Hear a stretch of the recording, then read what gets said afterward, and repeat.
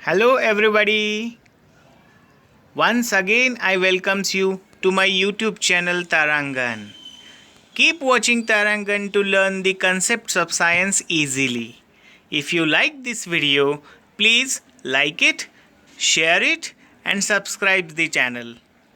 Today under mission SSC we are going to learn topic first, heredity and evolution from science and technology part 2. In this topic you will learn transcription, translation, translocation and mutation. Before starting the actual concept, you should know the structure and function of DNA and RNA. And for the same, you can read 16th topic from standard 9th. To learn the structure and function of DNA and RNA from my channel, you can click on to the link provided in the description box. So, let us start the topic. See, during our daily life, we have some phenomena which are inseparable from our life. For example, salivation starts in mouth as soon as we see the food. The production of antibody to defend against the pathogens. Right now, during this COVID-19, the pathogen coronavirus, when enters in our body, we can produce the antibody against it. These antibodies are useful to kill this pathogen. Production of hormone for chemical coordination in our body. Last year you had learned that we have endocrine system to produce hormones. These hormones are required for chemical control of our body. Now see, the saliva, which was nothing but an enzyme, the antibodies as well as the hormones. All these things are chemically proteins. That means protein synthesis is a vital process, is an important process, and it is inseparable function of our body. We cannot remain alive beyond or besides protein synthesis. The information of protein synthesis is present on DNA.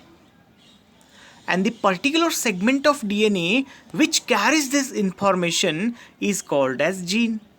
So, we can say that the genes are responsible for protein synthesis. In the figure, you can note that the cell has nucleus. Nucleus contains chromosomes. Chromosomes are made up of DNA, and the particular segment of the DNA is called as a gene. One gene can produce one protein only. But there is a problem. Genes cannot synthesize protein directly, as DNA or the genetic material or genes are present in the nucleus. And the factories of protein synthesis, nothing but ribosomes. These are present in the cytoplasm. Genes contain the information, but they cannot synthesize protein. Ribosomes can synthesize proteins, but they do not have that information which protein they have to produce. So, they require a link. And the mRNA is the link between the genetic material and ribosomes. As we have discussed that, directly genes cannot produce proteins. But genes can synthesize the mRNA, which is useful to make a link between the DNA as well as ribosomes. So, here are the essentials of protein synthesis. What we require for protein synthesis is DNA, or that particular segment which we are going to call it as a gene, mRNA, tRNA, rRNA. That is, all the types of RNA are used in the process of protein synthesis. Besides this, we are needing ribosomes as well as some enzymes which are required for carrying out this protein synthesis. So, let us begin the protein synthesis. See, protein synthesis occurs in two steps: transcription and translation. What transcription is? We had learned that DNA has genes. These genes are responsible for production of mRNA. This process of formation of mRNA from DNA or genes is called as transcription. As the transcription is occurring with the help of DNA, it takes place in the nucleus of the cell. See, the transcription involves some processes. In class 9th, we have already seen that the DNA is double-stranded. These two strands are coiled and a helix model of DNA we have learnt.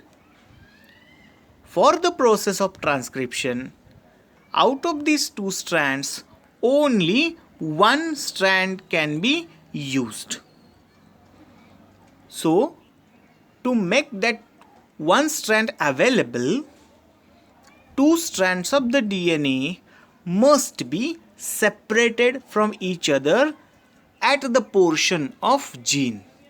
That means, wherever the gene of protein synthesis is located, at that place, these two strands must be separated from each other.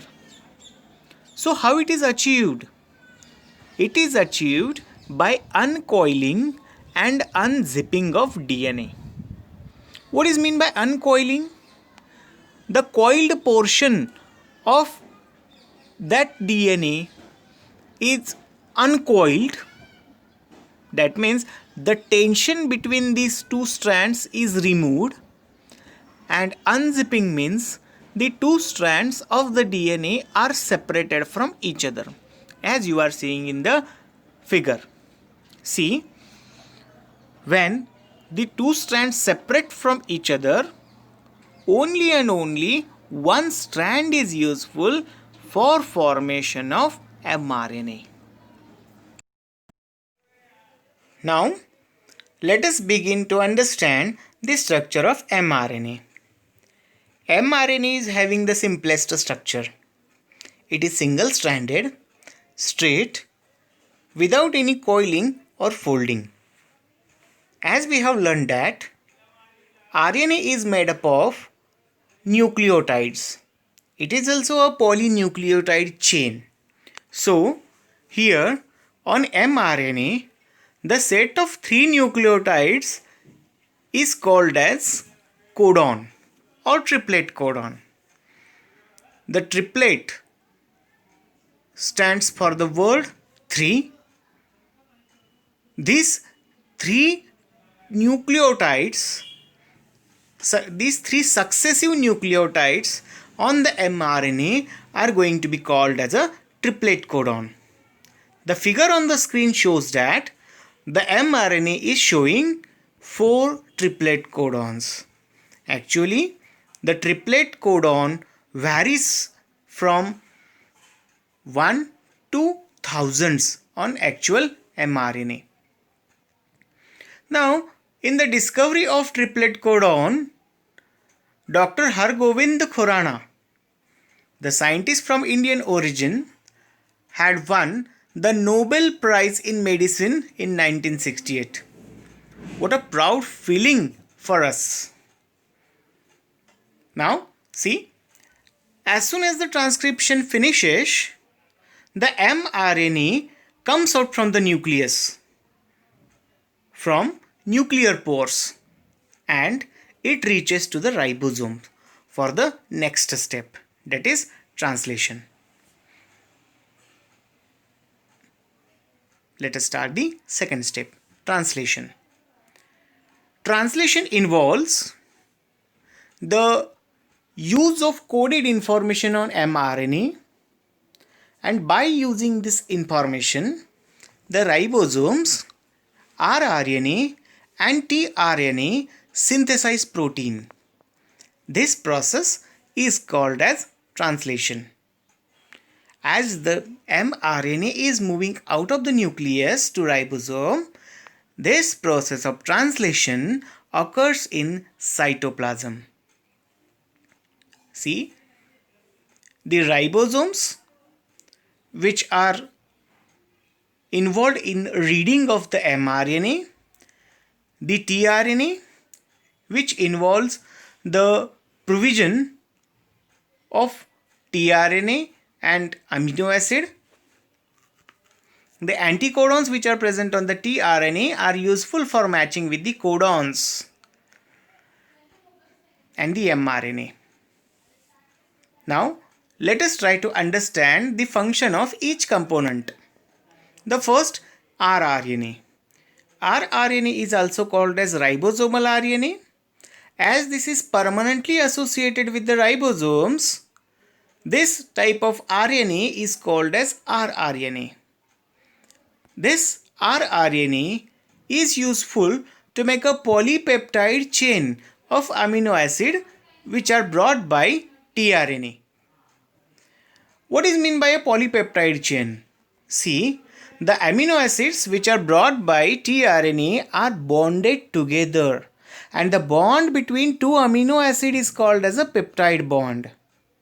The protein involves thousands of amino acids. That's why proteins are also called as a polypeptide chain. Now the next one, tRNA. tRNA is also called as transfer RNA. Transfer RNA is having some folded structure. This folded structure is also called as a clover leaf model. This structure involves the anticodons. Anti means against, or you can also say that the anticodons on the tRNA and the codons on mRNA are complementary to each other. See, tRNA is useful to provide the proper amino acid as per the triplet codon to the ribosomes and rRNA.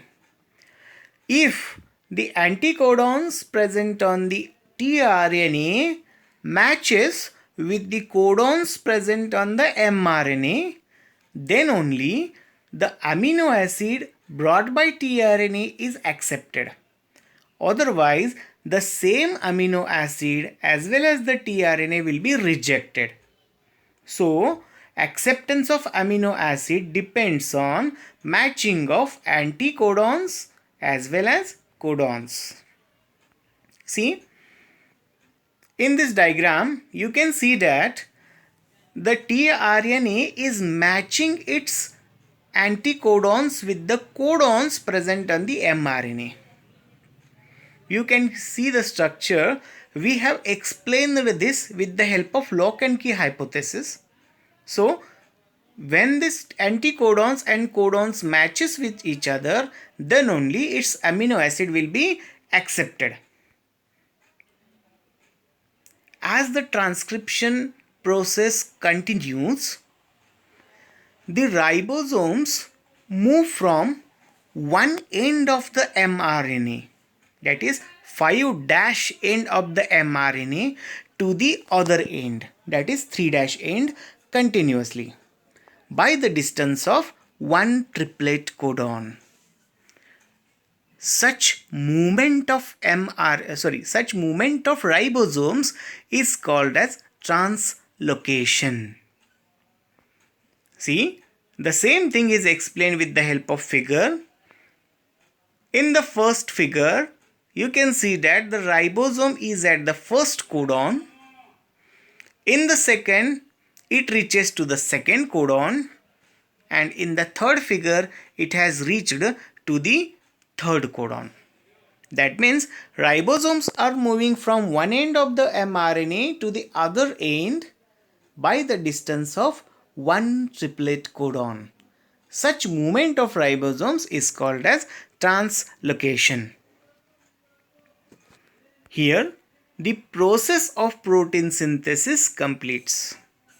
Once again, let us summarize it. The protein synthesis involves two main steps. The first one, transcription, and second one, translation. In transcription, mRNA is produced on DNA or genes, and in the process of translation, proteins are produced with the help of information on mRNA, ribosomes, tRNA and rRNA. Let us begin to the new concept, mutations.